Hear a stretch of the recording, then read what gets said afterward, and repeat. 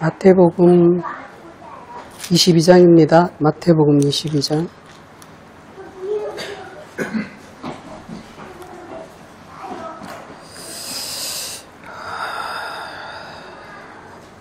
(34절로) (40절까지) 함께 읽겠습니다. 예수께서 사형길로 대답할 수 없게 하셨다 함을 바리새인들이 듣고 모였는데 그 중에 한 율법사가 예수를 시험하여 묻되 선생님, 율법 중에서 어느 계명이 크니까? 예수께서 이르시되 내 마음을 다하고 목숨을 다하고 뜻을 다하여 주 너의 하나님을 사랑하라 하셨으니 이것이 크고 첫째 되는 계명이요 둘째도 그와 같으니 내 이웃을 내 자신같이 사랑하라 하셨으니 이 두 계명이 온 율법과 선지자의 강령이니라. 아멘.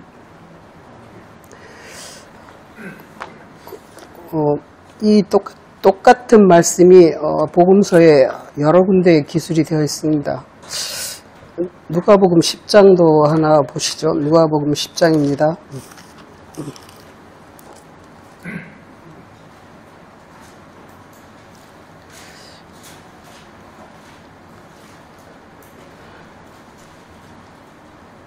누가복음 10장 25절로 37절까지 같이 한번 읽어보겠습니다. 어떤 율법교사가 일어나 예수를 시험하여 이르되 선생님 내가 무엇을 하여야 영생을 얻으리까? 예수께서 이르시되 율법에 무엇이라 기록되었으며 네가 어떻게 읽느냐? 대답하여 이르되 내 마음을 다하며 목숨을 다하며 힘을 다하며 뜻을 다하여 주 너의 하나님을 사랑하라.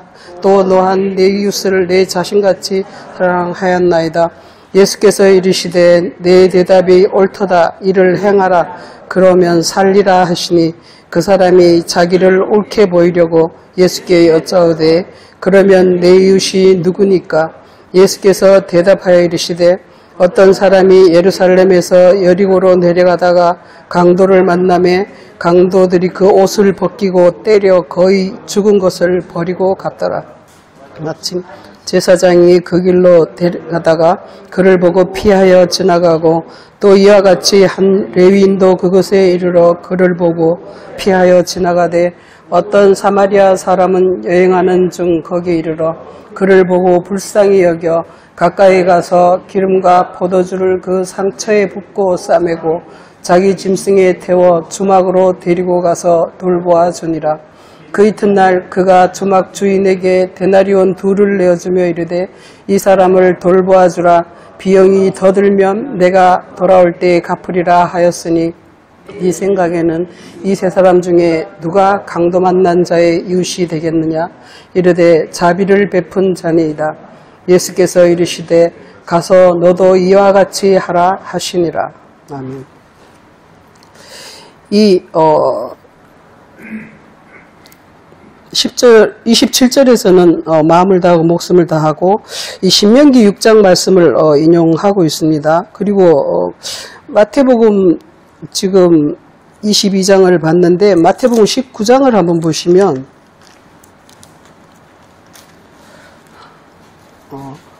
마태복음 19장에서도 여기서도 영생에 대해서 질문을 하고 있을 때 10계명을 가지고 예수님께서 설명을 하고 계십니다. 그러니까 살인, 간음, 도둑질, 거짓 증거 하지 말고 부모 공경을 하고 내 이웃을 내 자신과 같이 사랑하라 이렇게 말씀을 하시고 있어요. 그리고 이게 지금 여러 군데서 있는데 그리고 마태복음 여기서 22장 오늘 본문으로 삼은 22장에서는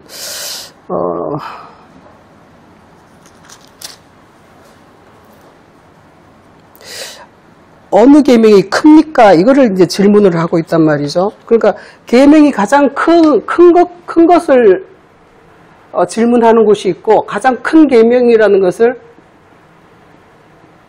질문하는 곳이 있고 또 어떻게 해야 영생을 얻겠습니까? 하는 것을 질문하는 곳이 있는데 두 것 다 이제 계명을 가지고 예수님께서 설명을 하고 계셔요. 그래가지고 이제 이것이 다 같은 이야기라는 것을 이해하면 되겠습니다. 그래서 어떤 것이 큰 계명입니까? 어떤 것이 첫째 되는 계명입니까? 이렇게 말씀을 하고 이 하나님을 사랑하고 내 이웃을 내 자신과 같이 사랑하라. 이것이 모든 계명의 근본이요 근간이요. 이것이 모든 계명들이 거기에 붙어있다. 이렇게 해가지고 하나님을 사랑하고 이웃을 사랑하는 것이 우리가 해야 할 모든 것이라는 것을 이렇게 설명을 하고 계시는 겁니다. 그래서 제가 오늘 제목을 마태복음 22장 39절에서 둘째도 그와 같으니 이것을 이 말씀을 이렇게 했습니다. 그러니까 첫째는 하나님을 사랑해야 되고 둘째는 이웃을 사랑해야 되는데 이것이 같다라는 것이죠. 같다라는 것이에요. 그러니까 하나님 사랑과 이웃 사랑이 우리가 같다라고 하는 것이 이게 도대체 무슨 뜻인가를 좀 오늘 이해해보고자 하는 것입니다. 하나님을 우리가 사랑을 해야지 우리가 살 수가 있는데 어떻게 하면 살겠습니까? 어떻게 하면 영생을 얻겠습니까? 이렇게 하는데 영생이라는 것이 산다는 뜻이거든요. 우리는 이미 다 죽은 자이기 때문에 살아야 되는데 영생이라 하니까 우리가 뭐 길게 산다. 저도 처음에는 영생이라고 하니까 길게 사는 걸로 생각을 해서 되게 지루하겠다. 천국은 지루하겠다. 이렇게 생각을 했습니다. 그런데 그게 아니라 우리는 이미 죽은 자이기 때문에 예수 그리스도의 말씀을 통해서 그를 하나님을 사랑함으로 해서 우리가 산자가 된다는 것을 설명을 하고 있는 것입니다. 그러니까 하나님은 죽은 자의 하나님이 아니요 산자의 하나님이시라 이렇게 말씀을 하고 있지 않습니까? 그래서 우리가 살아야 되는데 살려면은 하나님을 사랑을 해야 된다는 것이죠. 근데 요한복음 1장을 한번 보시면 요한복음 1장에서 그런 말씀이 있습니다. 요한복음 1장 한번 보실게요. 18절에서 이렇게 말씀하셨어요. 본래 하나님을 본 사람이 없으되 아버지 품속에 있는 독생하신 하나님이 나타내셨느니라. 이렇게 하고 요한 1서에서도 오늘 요한 1서 4장에서도 마찬가지로 그런 말씀이 있죠. 본래 우리가 하나님을 본 사람이 없다.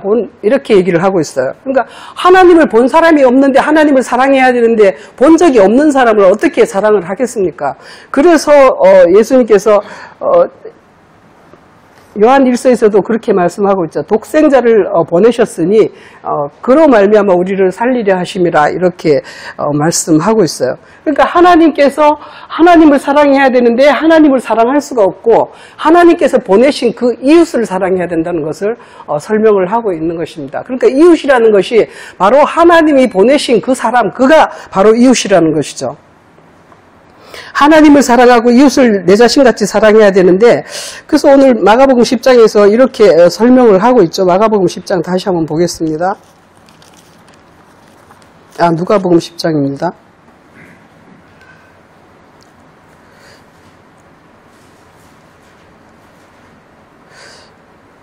어떻게 해야 영생을 얻으리까 하니까 마음을 다하고 목숨을 다하고 힘을 다하고 뜻을 다하여 주 너희의 하나님을 사랑하고 또 네 이웃을 내 자신같이 사랑하라 하였나이다.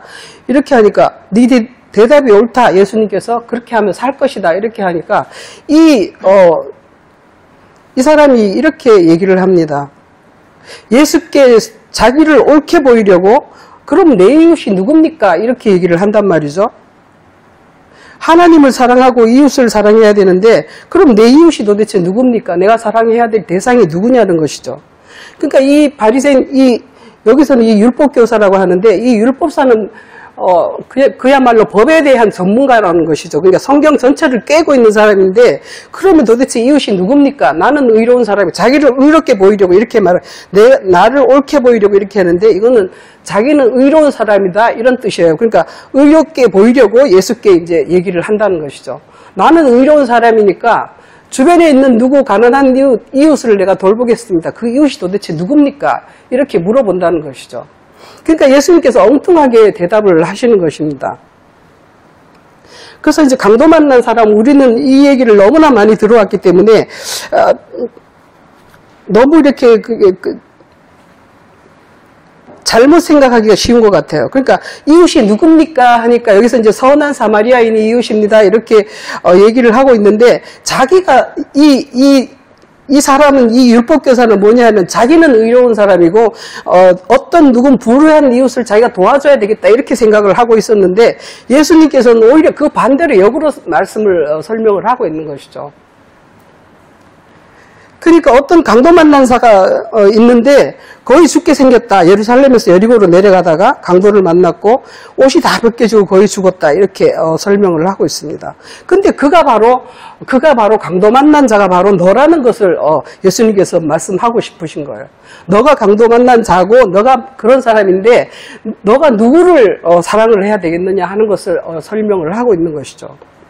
그러니까 이게 관점이 완전히 이 예수님하고 이 사마리안, 이 율법교사하고는 완전히 다르게 생각을 하고 있는 것이에요. 그러니까 우리 교회에서도 마찬가지로 우리가 교회에서 내가 좀 잘 나가고 교회에서 그래도 착한 사람이니까 옆집 누구를 좀 도와줘야겠는데 불우한 사람을 찾아가서 도와줘야겠는데 이렇게 생각하고 있는 것과 똑같은 지금 얘기를 하고 있는 거예요. 그런데 예수님께서는 네가 바로 강도 만난 자라는 것을 네가 거의 죽어가고 있는 그런 사람이라는 것을 깨달으라는 것이죠.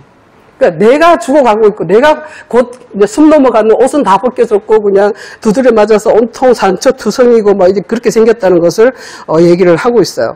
그런데 그곳에 뭐 레위인도 제사장도 지나가고 있지만 아무도 그를 돌봐줄 수가 없는 상태에 있다는 것입니다.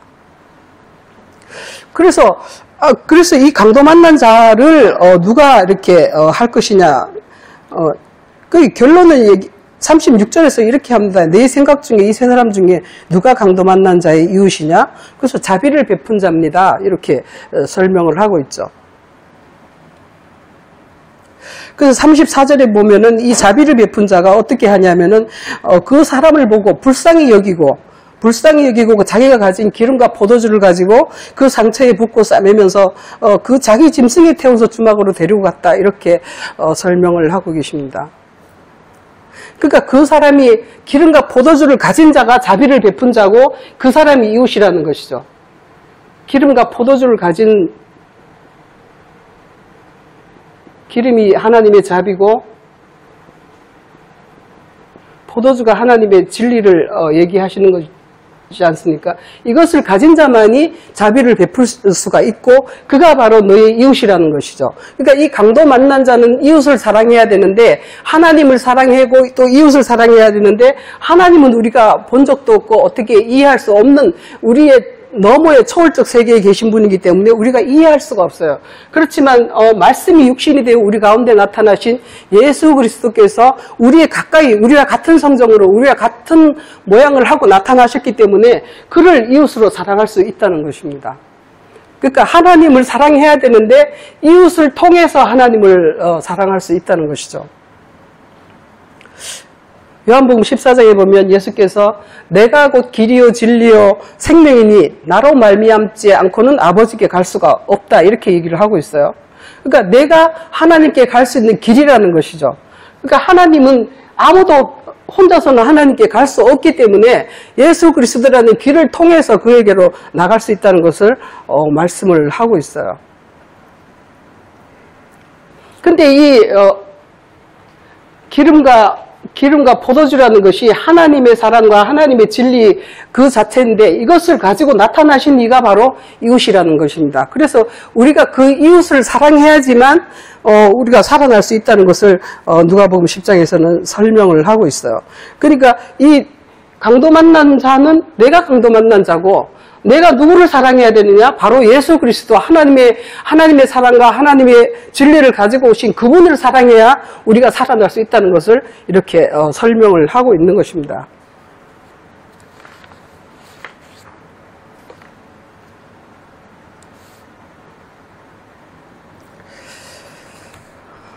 우리가 하나님을 사랑해야 되고 그 이웃을 사랑해야 되는데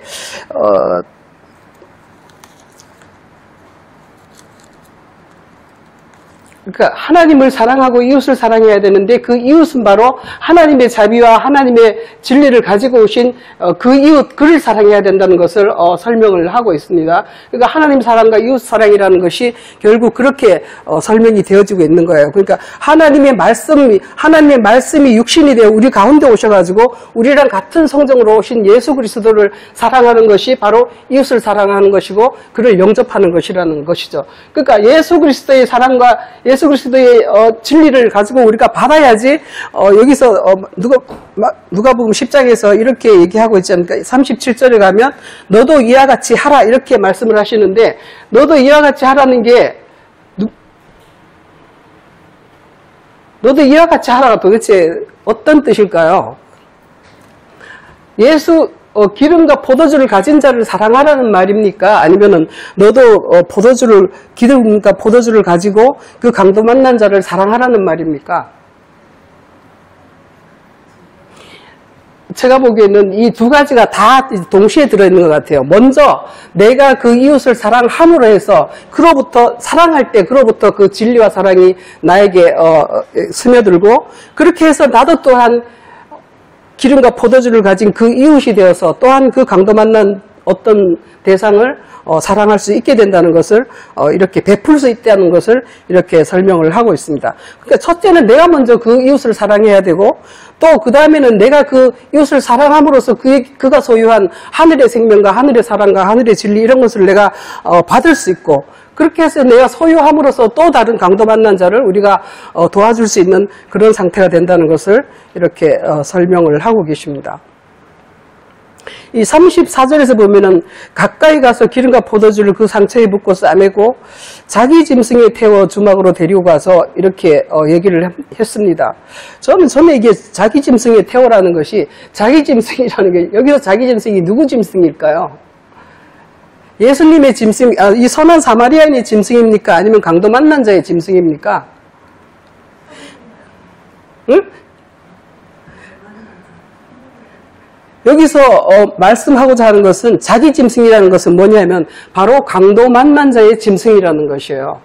이 짐승의 성경에서 짐승이라는 것은 소도 있고 양도 있고 노새도 있고 뭐 나귀도 있고 이런데 여기서는 짐승의 주막 그거에다 이제 짐을 실어가지고 이렇게 짐승에다 태워가지고 이렇게 데리고 가지 않습니까? 그걸로 봐서 주로 타는 것은 주로 나귀 새끼 뭐 이런 거를 얘기를 하고 있어요. 그래서 자기 짐승에 태웠다는 것은 이 나귀라는 것은 뭐냐면 자기가 알고 있는 지식 체계 그 사람이 어느 정도 이렇게 그 하나님의 말씀을 수용할 수 있는가 거기에 따라서 그만큼 그 사람의 이해력을 도와가면서 그를 이렇게 세우신다는 것을 이렇게 설명을 하고 있는 것입니다. 그러니까 이 자기 짐승이라는 것은 내가 누군가에게 전도를 할 때 주님의 복음을 증거할 때 그 사람의 수준에 맞게 전할 수밖에 없다는 것을 설명을 하고 있는 거예요. 그래서 하나님을 사랑하고 이웃을 사랑해야 되는데 이웃이라고 하면은 우리가 십계명을 한번 봐야 되겠습니다. 십계명 출애굽기 20장입니다.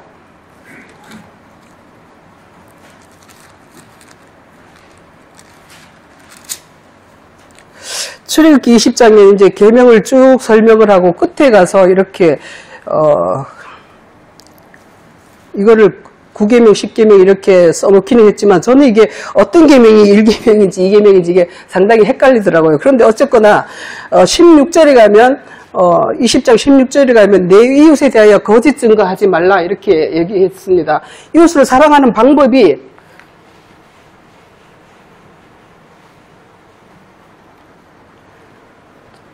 거짓 증거하지 말고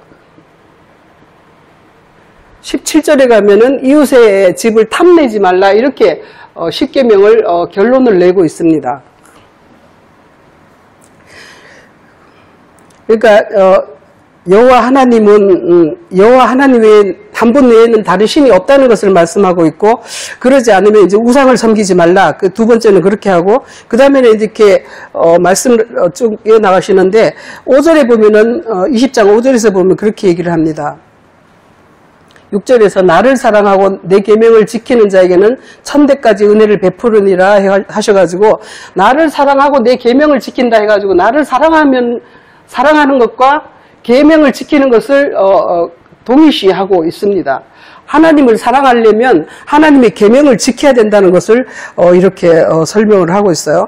하나님의 계명을 지키기 위해서 이렇게 쭉 얘기를 하고 계시는데, 그 다음에 이제 안식일을 지키고 그 다음에 하나님의 말씀을 망령되게 일컫지 말고, 그렇게 해서 부모를 공경하고, 살인하지 말고, 간음하지 말고, 도둑질하지 말고, 결론적으로 이웃에 대하여 거짓 증거하지 말고, 이웃의 집을 탐내지 말라, 이렇게 얘기를 하는 것이죠. 그러니까 하나님을 사랑하는 방법이 계명들을 지키는 것인데, 이 하나님의 것을 살인하지 말라, 간음하지 말라, 이런 것들로 그 하나님의 십계명을 지킬 수 있다는 것을 설명을 하고 있어요.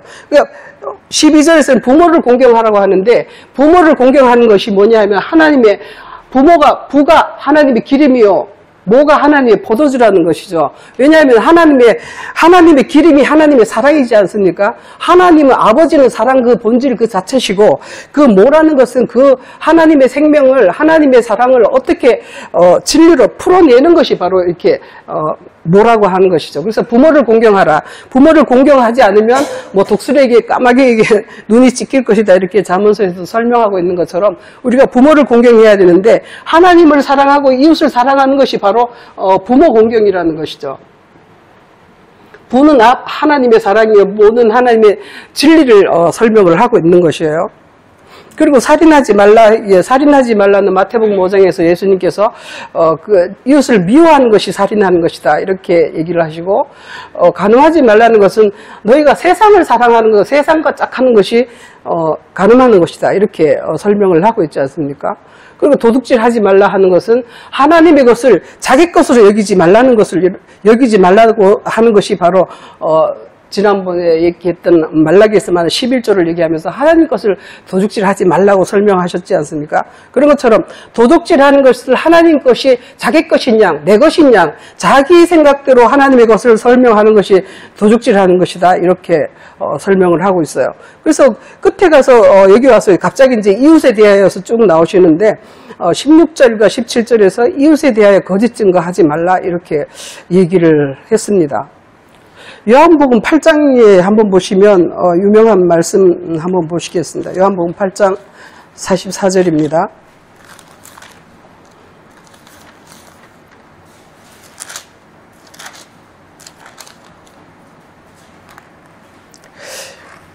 너희는 너희 아비 마귀에서 났으니 너희 아비의 욕심대로 너희도 행하고자 하느니라. 그는 처음부터 살인한 자여 진리가 그 속에 없으므로 진리에 서지 못하고 거짓을 말할 때마다 제 것으로 말하나니 이는 그가 거짓말쟁이요 거짓의 아비이기 때문이다. 이 요한복음 8장 44절이 바로 이게 예수께서 말씀하신 거하고 똑같은 거예요. 도둑질하지 말라. 하나님 것을 원래부터 지 것도 아닌데 거짓말로 자기 것으로 삼고 그렇게 한다는 것이죠. 그게 본래부터 그는 살인한 자고 본래부터 거짓말하는 자다. 그래서 거짓의 아비다, 이렇게 설명을 하고 있어요. 그 이웃에 대하여 거짓 증거하지 말라는 것이 이사야 55장을 한번 보시면 이런 말씀도 있습니다. 이사야 55장 한번 보실게요.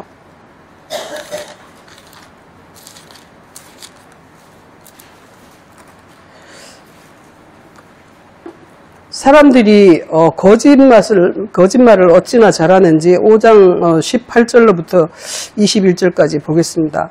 거짓으로 끈을 삼아 죄악을 끌며 술에 질러 함같이 죄악을 끄는 자는 화 있을진저.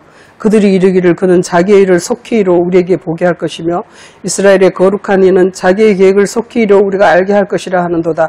악을 선하다 하며 선을 악하다 하며 흑암으로 강명을 삼고 강명으로 흑암을 삼으며 쓴 것으로 단 것을 삼으며 단 것으로 쓴 것을 삼는 자는 화 있을진저. 스스로 지혜롭다 하며 스스로 명철하다 하는 자는 화 있을진저. 이렇게 거짓말을 한다는 것이죠. 이게 바로 거짓 증거라는 거예요.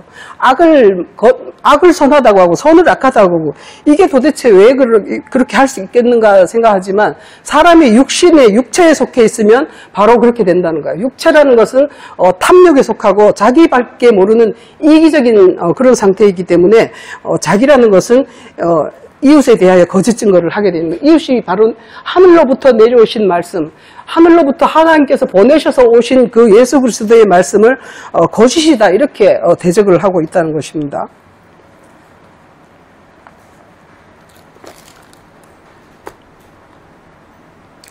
이사야 28장에서도 그런 말씀이 있습니다. 이사야 28장 한번 보겠습니다.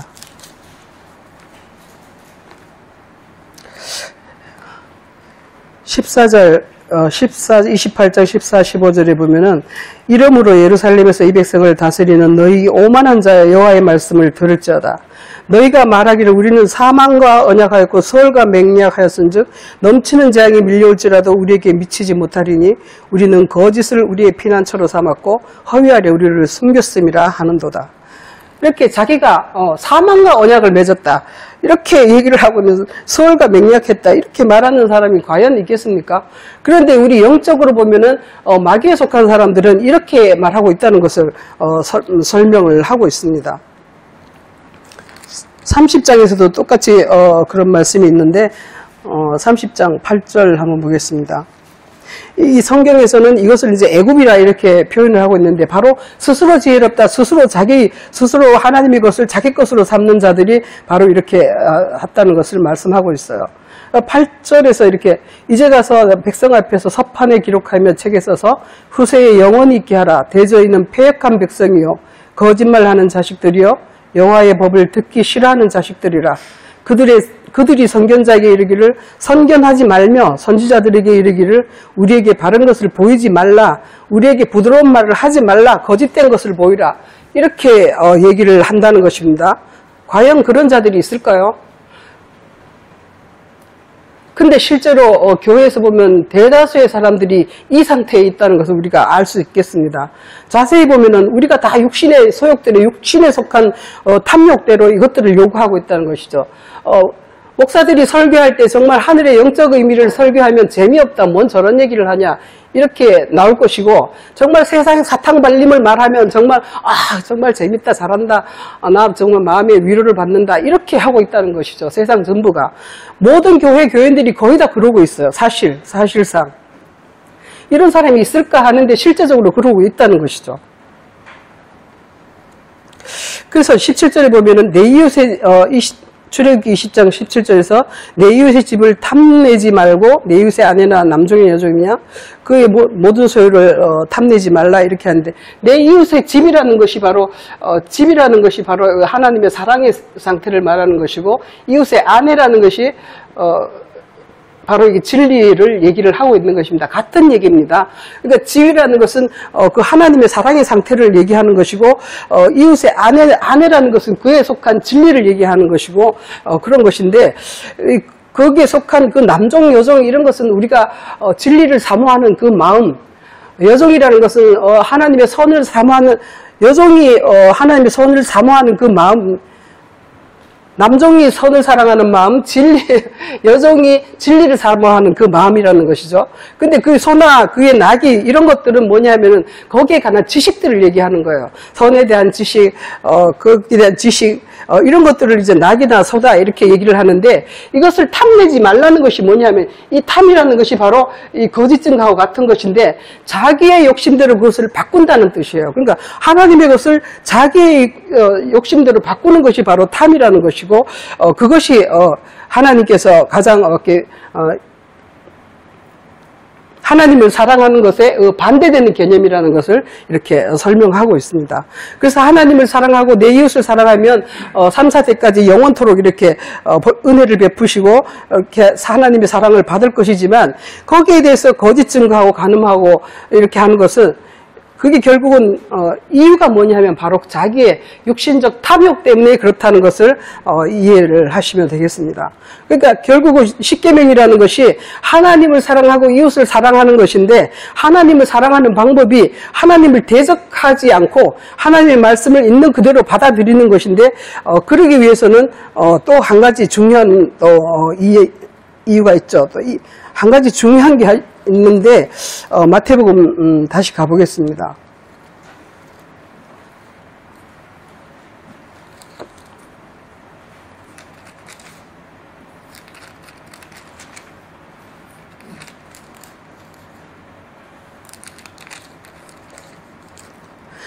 마태복음 19장과 마가복음 10장, 누가복음 18장, 누가복음 10장 이것이 다 이제 이걸 영생에 대해서 묻고 있습니다.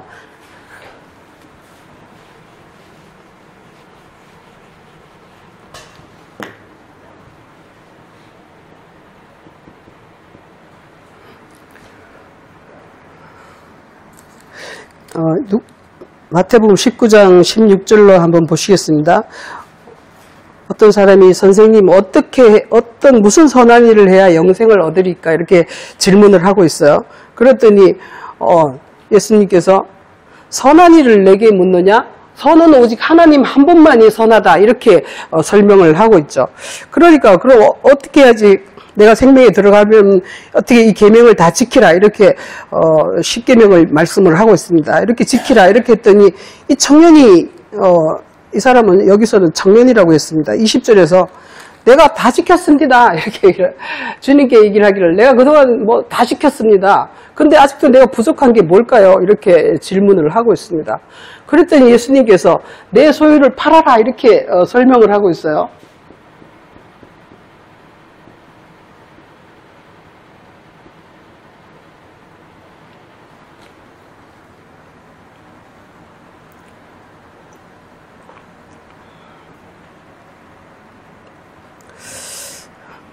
내 소유를 팔아가지고 가난한 자들에게 주라. 그래야면 하늘에서 보화가 내게 있으리라. 이렇게 설명을 하고 있습니다. 그랬더니 이 청년이 재물이 많아가지고 근심을 하면서 갔다. 이렇게 얘기를 합니다.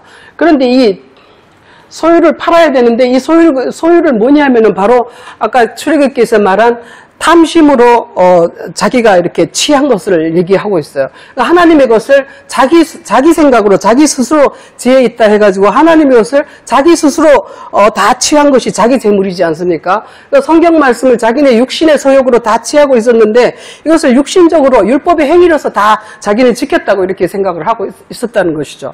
그런데 주님께서 이 소유를 팔아야 된다. 이게 네 게 아니다. 그러니까 하나님 것을 도둑질하지 말라고 하지 않았습니까? 그러니까 이 소유를 팔아야 된다는 것이 뭐냐면 바로 하나님 것을 하나님께 돌리라는 것을 시편에서 보면 그런 말씀이죠. 여호와의 영광을 여호와께 돌리소서 우리에게 돌리지 마옵소서 하는 것처럼 이 소유와 내 것이 아니고 하나님 것이라는 것을 얘기를 하라는 말씀을 깨달으라는 것을 말씀하고 있습니다.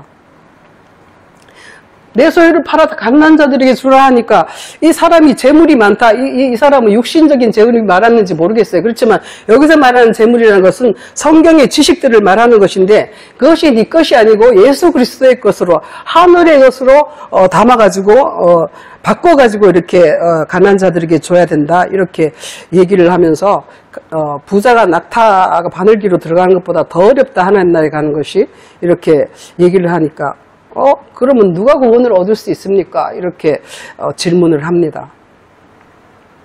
실제로 저도 가끔 그럽니다만 과연 내가 정말 하나님의 세계를 제대로 이해를 하고 그를 정말 사랑하고 그 진리의 말씀을 깨달으려고 노력하고 있지만 정말 과연 내가 하나님이 원하시는 그런 상태에 있는가 하는 게 때때로 이제 의심이 들고 나 자신을 이렇게 돌아보고 있습니다.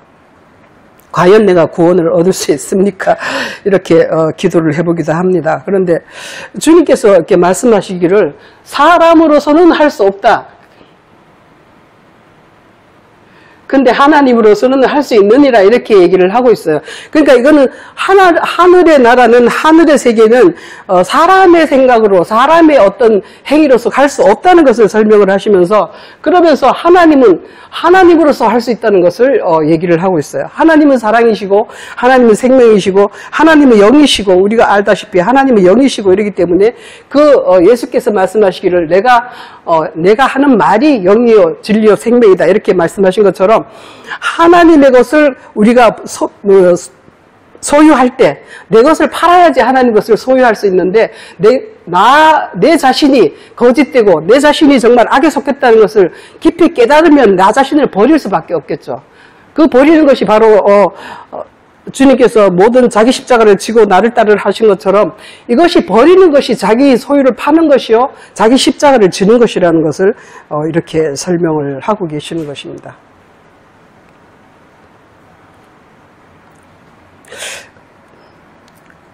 골로새서를 한번 보시면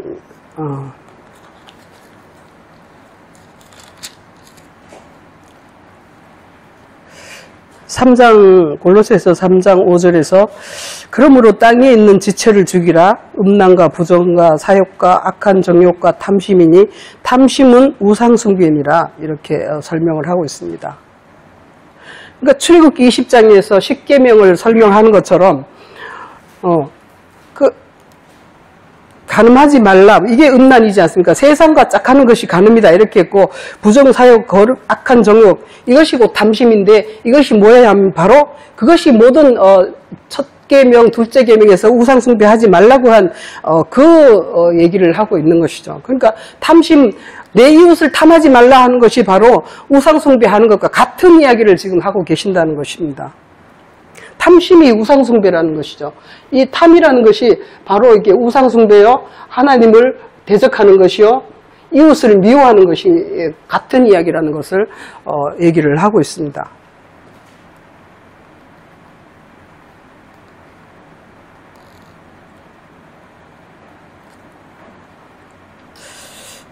그래서 우리가 오늘 제가 주보를 요한일서를 적어봤는데, 이 요한복음과 요한일서를 썼습니다. 그런데 요한일서 한번 보시겠습니다.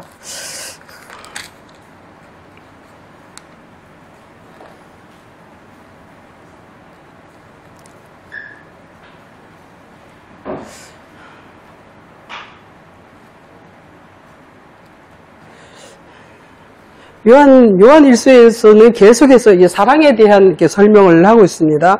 그런데 요한일서 3장에서 보면은 하나님을 사랑하는 자는 그 형제를 사랑한다 이렇게 되어 있습니다. 하나님을 사랑하는 자는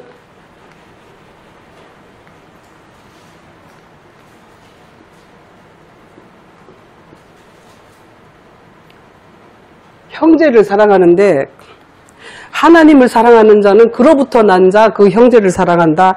이렇게 얘기를 하고 있습니다. 근데 요한복음 3장, 요한일서 3장 12절에서 가인같이 하지 말라. 그는 악한 자에게 속하여 그 아우를 죽였으니 어떤 이유로 죽였느냐? 자기의 행위는 악하고 그의 아우의 행위는 의로움이라 해가지고 창세기 4장을 설명을 하고 있습니다.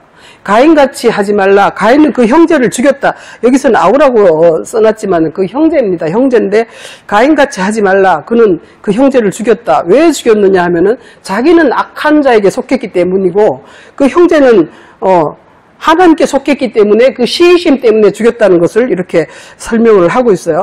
이 가인은 우리가 아시다시피 땅의 소산으로 하나님께 제물을 드렸고, 그 아우는 양의 첫 새끼와 그의 기름을 가지고 하나님께 드렸습니다.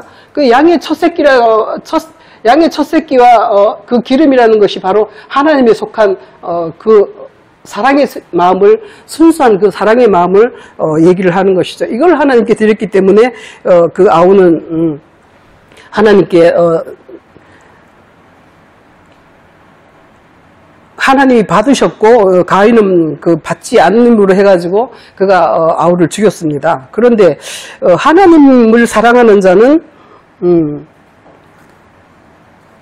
15절에서 그렇게 그 형제를 미워하는 자마다 살인하는 자니 살인하는 자마다 영생이 그 속에 거하지 아니한 것을 우리가 안다. 이렇게 설명을 하고 있습니다. 그래서 우리가 첫째는 하나님을 사랑해야 되고, 둘째는 이렇게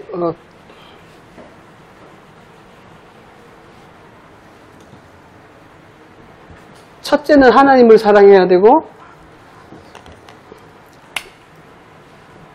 첫째는 하나님을 사랑해야 되고, 둘째는 이웃을 사랑해야 되는데, 이것이 같은 것이다. 그런데 그렇게 했는데 그 사람들은 형제를 사랑해야 된다. 이렇게 설명을 하고 있습니다. 그 형제를 사랑해야 된다고 이렇게 얘기를 하고, 형제는 누구냐면 하나님으로부터 난 자를 형제라 이렇게 했습니다. 하나님으로부터 난 자라는 것은 뭐냐면 바로 누가복음 10장에서처럼 그 이웃을 사랑해서 그로부터 하늘에 속한 그 생명과 사랑과 진리의 세계를 받은 자가 그 이웃인데, 그 이웃이 또한 자기에 속한 또 다른 사람을 또 이렇게 사랑하게 되고, 이렇게 함으로 해서 그 형제를 사랑하게 되죠. 그리고 예수님께서 요한복음 13장에서 내가 너희를 사랑한 같이 너희도 서로 사랑하라 이렇게 얘기하시면서 세 번째는 그래서 형제를 사랑해야 되고, 네 번째는 또 이웃을 사랑해야 됩니다. 아니, 이웃이 아니고 서로를 사랑해야, 서로를 사랑해야.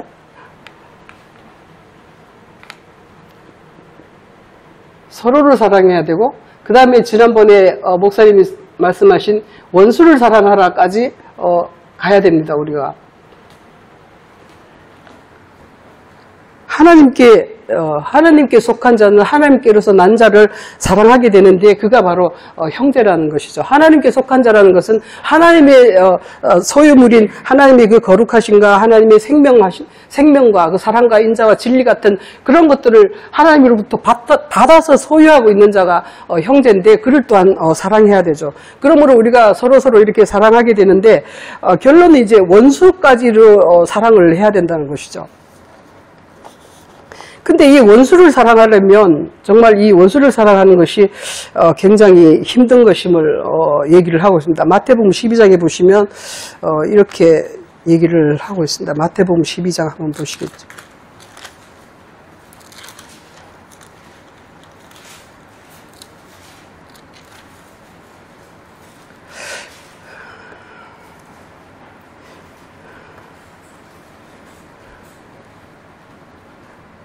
(12장) 28절 29절 한번 읽어보시겠습니다. 내가 하나님의 성령을 힘입어 귀신을 쫓아내는 것이면 하나님의 나라가 이미 너희에게 임하였느니라. 사람이 먼저 강한 자를 결박하지 않고서야 어떻게 그 강한 자의 집에 들어가 그 세간을 강탈하겠느냐. 결박한 후에야 그 집을 강탈하리라. 이렇게 말씀을 하고 있습니다. 이게 왜 그 원수를 사랑하는데 이렇게 어렵냐 하면은 이 원수를 사랑하려면 먼저 강한 자를 결박을 해야 된다는 것을 얘기를 하고 있어요. 원수가 뭐냐면 바로 마귀라고 하지 않았습니까? 우리가 원수고 우리가 또한 마귀에게 잡혀있기 때문에 우리가 원수고 우리가 마귀의 상태에 있는데 우리 안에 있는 이 나를 잡고 사로잡고 있는 이 강한 자 그를 먼저 쫓아내지 않으면 이 원수를 사랑할 수가 없는 것이죠. 내 안에 있는 정말 그 강한 마귀라는 것이 정말 그 육신의 속성, 탐욕, 아집 이기적인 어떤 그런 것들이 오만한 모든 그 나쁜 것은 악한 것은 다 이 마귀에게 속한 것이라는 것이죠. 그런데 이것을 쫓아내지 않으면 어떻게 나를 구원하실 수가 있겠습니까? 그러니까 먼저 강한 자를 결박해야지 이 강한 자를 제거해야지 바로 이렇게 원수를 사랑할 수 있다는 것입니다. 그런데 예수께서는 이것을 하셔서 우리에게 이렇게 우리 안에 있는 이 강한 자 마귀를 제거하시고 우리를 구원하시겠지만 우리 또한 내 안에 있는 그 강한 자를 버리지 않으면 내가 버리려고 하지 않으면 하나님께서 하실 수가 없다는 것을 얘기하고 있어요. 아까 내 소유를 팔아라 하는 것이 바로 이 강한 자를 결박하는 것인데 내 소유를 내가 포기하지 않는 한 주님이 그거를 제거할 수가 없다는 거예요. 내가 이런 악한 상태에 있고, 내가 거짓된 상태에 있고, 내가 정말 약하고 가난한 자라는 것을 인식하고, 나를, 그러한 상태로부터 내가 벗어나기를 원할 때, 주님께서 그것을, 받으셔가지고, 주님의 세계를 이끌 수 있는 것이지, 내가 내 십자가를 지지 않고, 그냥 하나님의 영광만 줬겠다 하는 것은 말이 안 된다는 것을, 얘기를 하고 있습니다. 그래서, 원수를 사랑하려면은 먼저 강한 자를 결박해야 된다. 그래서 이 원수를 사랑하는 것이 자기 십자가를 져야 되고 먼저 그리고 자기 소유를 팔아야 되고 그런 후에야 이제 원수를 사랑할 수 있다는 것입니다. 그러니까 우리가 하나님을 사랑하고 이웃을 사랑하고 또 그 형제를 사랑하고 원수를 나중에는 이제 원수까지도 사랑해야 되는데 그 과정이 만만치 않은 과정입니다. 그리고 형제 사랑에서 하나 더 내가 봐야 되는 것이 있었는데 마태복음 25장 한번 보시겠습니다.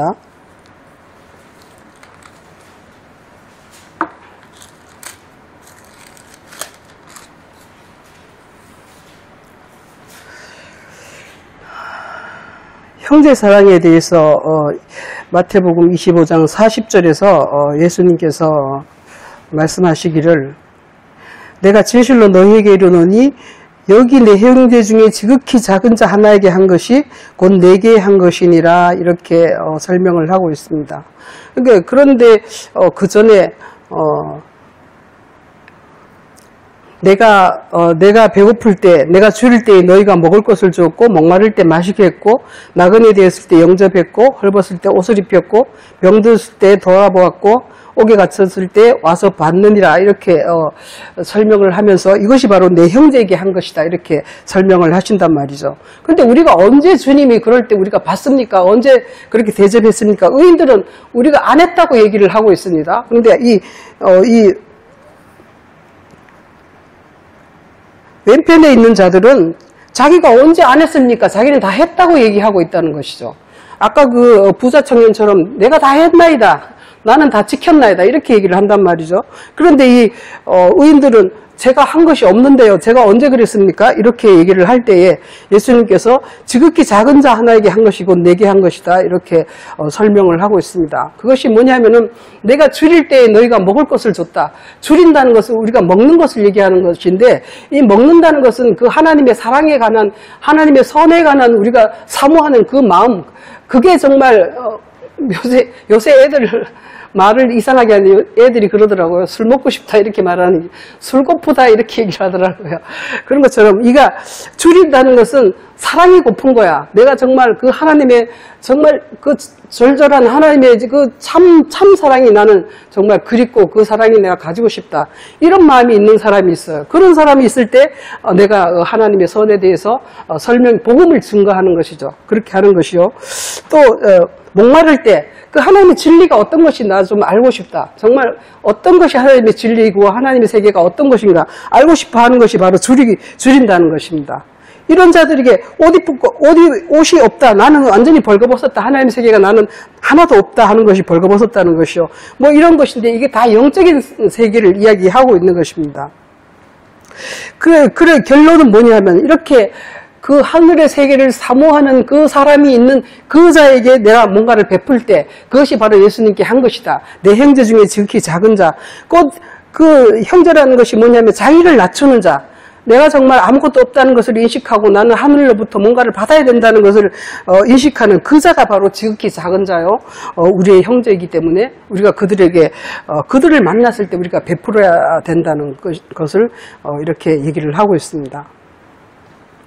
그래서 결론적으로 보면은 뭐냐면은 우리가 하나님을 사랑하되 그 이웃으로 오신 우리의 이웃으로 오신 예수 그리스도를 통해서 하늘의 그 세계를 알아야 되고 사랑한다는 것은 뭐냐면 그의 것을 받음으로 해서 우리도 그와 똑같이 같아진다는 것을 얘기하고 있습니다. 그러니까 예수님도 나와 아버지는 하나니다 이렇게 얘기하시지 않습니까? 그러니까 아버지와 나는 하나다 같다는 뜻을 얘기를 하고 있어요. 근데 하나님의 세계는 모르기 때문에 사람이 알아듣도록 진리로 설명하는 것이 바로 이웃으로 오신 예수 그리스도께서 하시는 일이요. 또한 그 다음에 이제 우리도 또한 하나님으로부터 그 받은 진리와 사랑을 가지고 형제를 사랑해야 될 것이고 또한 우리 안에 있는 완전 마귀에 속한 모든 것들을 포기하고 제거하고 십자가를 짐으로 해가지고 원수까지도 사랑할 수 있는 능력의 소유자가 될 것임을 설명을 하고 있습니다.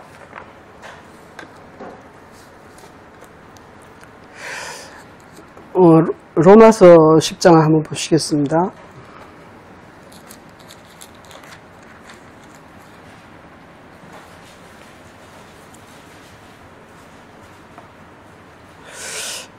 로마서 10장 4절에서 그리스도는 모든 믿는 자에게 의를 이루기 위하여 율법의 마침이 되시니라. 이렇게 그리스도가 율법의 마침이다. 이렇게 완성이다. 이런 뜻으로 말씀하고 있습니다. 그리고 13장 10절에 보시면 사랑은 이웃에게 악을 행하지 아니하나니 그러므로 사랑은 율법의 완성이니라. 이렇게 해서 사랑도 율법의 완성이고 그리스도도 율법의 완성이라고 합니다. 그러니까 결국 그리스도는 바로 사랑이시고 그 사랑은 바로 하나님의 사랑을 소유한 그 하나님의 사랑을 가지신 분이고 그래서 사랑의 아들이야 이렇게 설명하지 않습니까? 그런 것처럼 나타나신 하나님 그가 바로 우리의 이웃이요 그가 바로 하나님이시라는 겁니다. 그래서 저는 로마서 13장 10절 이 말씀이 저 개인적으로 굉장히 제가 좋아한다 그럴까? 사랑은 이웃에게 악을 행치 아니하나니 이 말씀이 저는 굉장히 감명 깊어요. 내가 누구를 뭐 어떻게 사랑한다 그러면 뭔가를 뭐 베풀어야 되고 뭐를 해야 되고 막 이런 그런 것이 아니라 악을 행하지 않는 것 그것 자체가 정말 대단한 것 같아요. 악을 행하지 않는다. 정말 그 신문 뉴스 같은 거 보면은 이웃에게 악을 행하는 자가 너무 많은 거예요. 너무 많아. 정말 너무 속상할 때가 진짜 많아요. 그런 거 보면은 그 애들 뭐 학폭이라든지 뭐 하여가 이런 거 사랑하는 자를 죽이는 그런 거 연인 사이에 그 애인이 헤어지자 그랬다고 죽이는 거 하여간 뭐 그게 무슨 사랑입니까? 그런 것처럼 그런데 그 사랑은 이웃에게 악을 행하지 않는다. 그가 괴로워하는 것을 그런 짓을 하지 않는다는 거예요. 그가 하고 싶어 하는 것을 해줘야 되고 그가 정말 잘못되었을 때는 그를 깨우쳐줘야 되고 징계함으로써 빛 가운데로 나오게 하는 그런 역할을 해야지 사랑은 이웃에게 악을 행치 않는다. 정말 우리도 이웃에게 조금의 악도 행하지 않는 저희들이 되시면 정말 좋겠습니다. 그리고 사랑과 그리스도는 율법의 완성이라 하셨는데 예수께서 바로 하나님은 사랑이시고 하나님은 그 이웃이신 그리스도가 이웃이고 또한 그 이웃을 우리가 영접함으로 또한 우리가 형제를 사랑할 수 있고 또 원수까지도 사랑할 수 있는 서로 사랑의 사람이 다 될 것입니다. 기도하시겠습니다.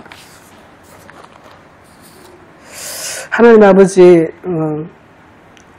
하나님을 사랑하고 이웃을 사랑하라 하셨는데 이웃이 곧 하나님 자신이시고 우리에게로 오신 하나님이심을 깨달아 알게 하시고 또한 그 주께서 보내신 하나님 아버지께서 보내신 그 그리스도 하나님의 사랑이신 화목제물로 우리에게 보내셔서 우리를 살게 하시려고 보내신 그 예수 그리스도 이웃을 우리가 기쁨으로 영접하게 하시고 그리하고 그 하나님의 사랑을 우리가 정말 기쁨으로 행할 수 있도록 도와주시옵소서. 아는 것으로 그치지 않게 하시고 우리가 그것을 정말 하나님의 사랑을 우리가 드러낼 수 있는 빛을 드러낼 수 있는 그러한 사람이 다 될 수 있도록 주님 축복하여 주시옵소서. 감사하며 예수 그리스도 이름으로 기도드립니다.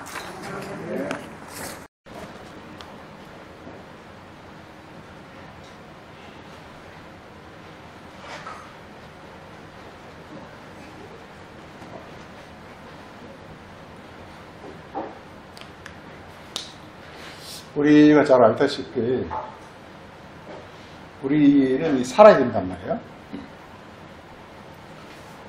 우리 인간은 어떤 그 저주를 받거나 뭐 불행하거나 이렇게 하도록 되어진 게 아니라 생명과 행복과 어떤 그 지극히 아름다운 뭐 재롱 뭐 이런 걸 이렇게 누리도록 우리를 지은 게 이게 바로 하나님의 목적이란 말이에요. 그래서 우리는 이 땅을 살아가면서 해야 될 것이 우리가 온전한 어떤 그 생명체가 되어 있단 말이에요. 그래서 성경 생명이라는 것은 우리 인간 육체지 않습니까? 육체인데 육체 이제 하나님이 이제 이렇게 합쳐진 이것이 이제 생명이란 말이에요. 그 성경 전체가 뭐냐 하면 이제 우리가 육체는 이제 사람이고 하나님인데 육체인 우리 인간이 하나님을 이렇게 이게 이걸 우리가 신이라고 해요. 신을 우리가 이렇게 영접하는 거예요. 이렇게 성경 간단히 말해서 그 십계명도 그러니까 결국은 이게 십계명이 이렇게 쭉 나오는데 그 내용이 뭐냐 하면 이렇게 하나님을 영접하라는 얘기거든요. 1계부터 5계명까지는 하나님을 이렇게 영접하라는 것이고 그 다음에 6계명부터 10계명까지는 뭐 하지 말라 그러니까 뭐 하지 말라라는 게 뭐냐면 이게 육이라는 거예요. 육이 하나님 오지 않은 그냥 육의 상태가 그냥 육이 하는 일이 이게 살인, 간음, 도적, 거짓 이게 뭐냐면 이게 육이 하는 거예요. 그냥 이게 하나님 오지 않은 그냥 우리 인간이 그냥 하는 거 이게. 이거 하지 말라라는 것은 결국 하나님을 영접하라는 거예요. 근데 오늘 이제 말씀을 하나님 사랑과 이웃 사랑을 쭉 이렇게 말씀을 많이 이제 하셨는데, 예, 이거 자꾸 중요한 거 다 이야기 다 했으니까 사족을 붙이지 말라 그러는데, 그래서 그 사족을 붙이지 말라 그래서 사족을 안 붙이려고 합니다. 안 붙이려고 하는데, 하나 꼭 말하고 싶은 게, 첫째, 사랑이 뭐냐라, 사랑이. 사랑이 뭐냐라, 사랑. 사랑이 뭐냐라. 사랑은 우리가 생각할 때요, 내가 뭘 하는 거라 생각하기 참 쉬워요. 내가 뭐 하는 거라 생각하기 참 쉬워요. 내가 어떤 대상을 가지고 내가 뭘 하는 거라 이렇게 생각하기 참 쉬워요. 그런데 이 사랑이라는 것은 이게 뭐냐면, 사랑이란 하나님과 하나 되는 겁니다. 하나님과 하나 되기 사랑하는 거예요. 하나님을 사랑하라, 하나가 되라는 거예요. 내가 하나님을 사랑하는 게 아니라, 잘 보세요. 하나님을 love,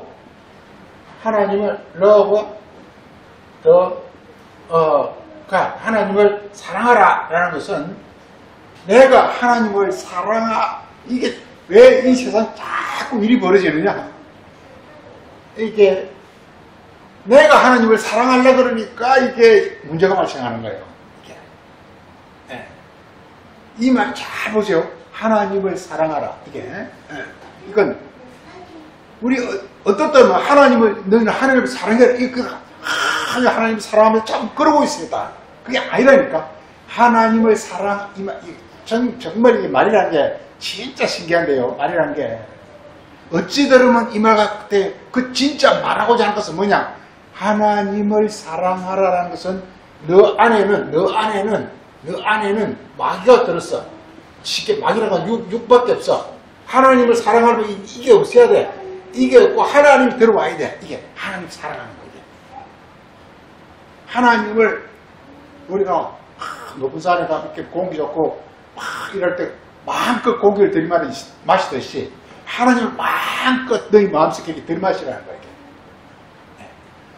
뭐 계속 그 얘기 하잖아요. 계속 그 목사도 계속 했지만 마음과 목숨과 힘과 뜻을 다해 하나님 사랑. 그래 우리 인간의 구조입니다. 마음이 있고 생각이 있고 이성이 있고 은행이 있어요. 이게 여기에 뭐냐? 자꾸 이렇게 하나님 신성이 가득하라는 거예요. 신성이 가득하라는 거예요. 이게 하나님 사랑하라는 것은 하나님 신성으로 너희 영혼을 충만케 하라는 거예요. 너희 영혼을, 너희 모든 것을, 너희 안에 모든 것을, 너희 마음, 가장 중요한 건 마음이겠죠. 마음, 생각, 그 다음에 이성, 그 다음에 감정, 이 모든 것 속에 이게 하나님 신성이 충만하게 하라는 거예요. 한마디로. 이게 하나님을 사랑하라는 거예요. 사랑하라는 거예요. 근데 사람들은 이상하게 사람들이 싹 이걸 비틀어버려요. 비틀어버리니까 자기가 하나님을 사랑하려고 그래. 자기가 이웃을 사랑하려고 그래. 이게. 자기가 하려고 그래. 정말. 신기합니다. 이게. 잘 보세요. 이 말은 너희는 하나님을 사랑하라. 이 말이 우리들은 하나님을 사랑하라는 뜻입니까? 아닙니까?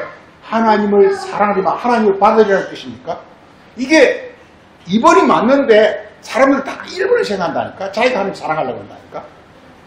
하나님 사랑하라 이 말은 이게요, 우리가 이렇게 부모가 자기 애를 낳기나 아니면 젊을 때 막 이렇게 연애에 빠지면 자기 애나 그 상대에 대해서 온통 그냥 이렇게 그 마음속에 그밖에 없어요. 이게 늘 생각이 그 자기 애나 자기 그 사랑하는 그 연인에 대한 것뿐 꽉 차 있어요. 이게 말을 해도 그 얘기를 하고 있고 뭘 해도 있고 좋은 거 있으면 우리 요 애 주면 좋겠는데 뭐 매 그밖에 없어. 그게 뭐냐? 사랑하는 거야. 자기 안에 그게 가득 차. 한마디 그 안에 너 안에 그걸 가득 채우라는 거야. 너희 안에 하나님을 가득 채우라는 거야. 한마디로. 계명이 뭐냐? 하나님을 가득 채우라는 거예요. 계명을 지키라. 그러니까 하나님 사랑을 하는 그 계명을 지키는 거잖아. 그 계명 거의 그냥 그 계명이 바로 하나님의 말. 하나님 지키라는 것은 너희 안에 채우라는 거야. 채우라는 거야. 한마디로. 그래서 이게 성경은 한마디로 이렇게 우리가 영생을 이렇게 우리 영생 이 생명이라는 게 이 생명은요, 이게 무한하고 영원한 겁니다. 이게 생명이야. 그래, 무한하고 영원한 생명인데, 그래서 이 생명이 이루어진 사람을 성경에서는 천사라고요. 그래서 요한계시록 끝에 가보면 전부가, 이렇게 천사로 다 바뀌어버렸죠. 다 바뀌어버렸죠. 계속 가면 우리가 쫙 천사로 다 바뀌어버리죠.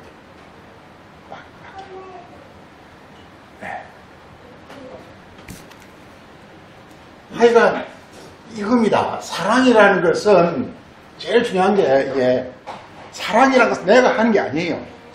아까 우리 요한 1서 나왔잖아요. 너희가 나를 사랑하는 것이 아니라 내가 너희를 사랑하사 그렇게 독생자를 보내셨느니라 이렇게 말합니다.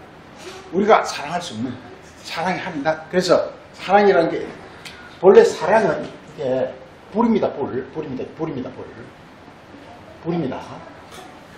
그래서 우리 계속 하나님은 불이다. 우리 태양을 보면 참 신기하잖아요. 이 태양이 뭘로 이루어져 있습니까? 태양의 성분이 뭡니까? 모르죠. 태양 성분이 뭔지 모르죠. 하여간 신기하란 말이야. 그 하늘에 태양이 둥실 떠 있는데, 그 이제 태양 연구한 사람들이 하면 거기 각종 어떤 네온, 아르곤 이런 가스들로 이루어진 하나의 형체라는 거예요. 그게 이렇게 엄청난 이렇게 에너지를 가지고 이렇게 빛을 발산하고 있는 거란 말이에요. 네. 똑같습니다, 이게. 그래서 하나님 이렇게 해하고 똑같아요. 그러니까 이 속에 갖고 이걸 지금 이제 우리에게 주려고 하는 거예요. 그래서 이 불을 가지고 예수님도 해라 그랬어요. 불이 해거든요. 그 예수님도 이게 바로 해여서 해요. 예수님이 그러니까 이 땅에 불을 가지고 이 땅에 온 거예요. 그러니까 예수님도 불이라니까요. 그래서 우리도 똑같이 이렇게 예수님을 통해서 똑같이 나도 이렇게 불이 되는 거란 말이에요. 이게 바로 이게 하나님이 사랑이고 예수님도 사랑이고 우리도 사랑이 됩니다. 사랑이란 거. 불이라는 게 신기하잖아요. 그 불이라는 것은 그 태양빛이라는 게 너무 신기하잖아요. 이게 우리 지구상의 모든 생명의 존재는요 태양에 의해서 다 존재하는 거예요. 이게. 우리가 먹는 음식, 우리가 먹는 전기, 그 다음에 가스, 모든 것들이 좀 태양의 산물이에요. 신기하다. 그래서 우리는 사랑에 의해서 사랑으로 살아갈 수밖에 없는 그런 존재라는 거예요. 그래서 하여간 사랑이라는 것은 중요한 건 내가 하는 게 아니라 내가 하나님께 받는 거라는 거. 이걸 쫙 아시기 바랍니다. 하나님을 사랑하라 이 말은 하나님의 사랑을 받으라는 뜻이지 내가 하나님을 사랑하는 게 아니라니까요. 그게 이상하게 이게 별 차이 안 나는 것 같은 사람들 반대로 딱 해버린다니까 이게. 그 자기가 자꾸 하려고 그런다니까요. 이게. 하나님을 사랑하라 이 말은 하나님의 그 어떤 생명의 무한성 그걸 내가 풍성하게 받아라 이런 뜻이란 말이에요. 받아라. 그런데 이거 받으려니까 이게 그래서 사랑이라는 꼭 아시면 사랑이라는 것은 우리 어떤 그 인간의 영혼에 하나님의 그 신성을 그냥 무한히 그냥 받아들이는 것이다. 이거 꼭 아시기 바랍니다. 이게 사랑입니다. 그런데 여기서 이제 이웃이 나옵니다. 이것을 이제 설명한 이웃. 근데 이 상을 아까 말해준 것처럼 이 상을 우리가 받을 수가 없어요. 그래서 이웃이 나타나요. 아까 말했잖아요. 하나님 불인데 이 불을 우리가 받을 수가 없어요. 그래서 예수님이 우리가 메시아라는 게 뭐냐? 하나님 불을 가지고 나타난 거란 말이에요. 그럼 여기서 이렇게 예수님을 나타나는데 이걸 나타나는 예수님을 이웃이라. 그럼 이웃은 왜 이걸 이웃이라고 그랬을까요? 이웃이라고. 원래 이웃이라는 뜻은 이게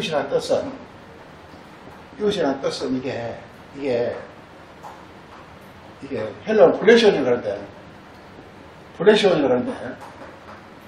이게 뭐냐면 이게 이웃이란 가깝다라는 가깝다라는 뜻이에요.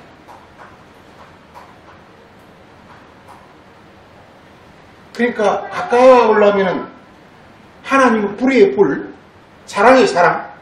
사랑이 이제 가까우려면 뭐가 있어야 가깝죠?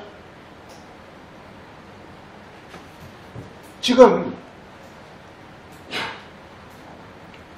불은 우리가 불 자체, 우리 태양 자체를 받으면 죽어버려. 그래서 태양이 이렇게 빛으로 온단 말이에요.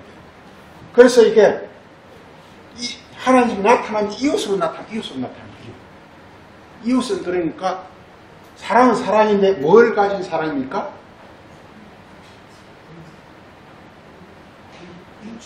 육체. 이웃이란 말은 그래서 이웃이란 가깝다는 뜻이 성이 많이 나옵니다. 가깝다 많이 나옵니다. 이렇게 많이 나옵니다. 가깝다.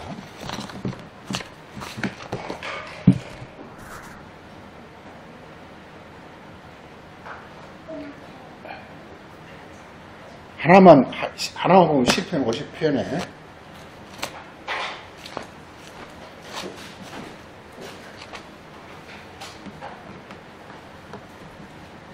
50편 8절에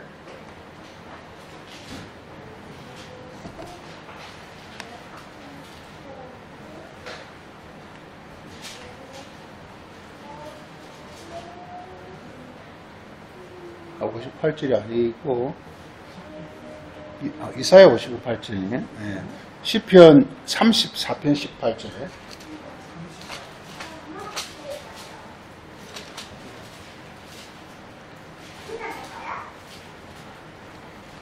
시편 34편 18절 여호와는 마음이 상한 자에게 오신다. 가까이란 오신다는 뜻입니다.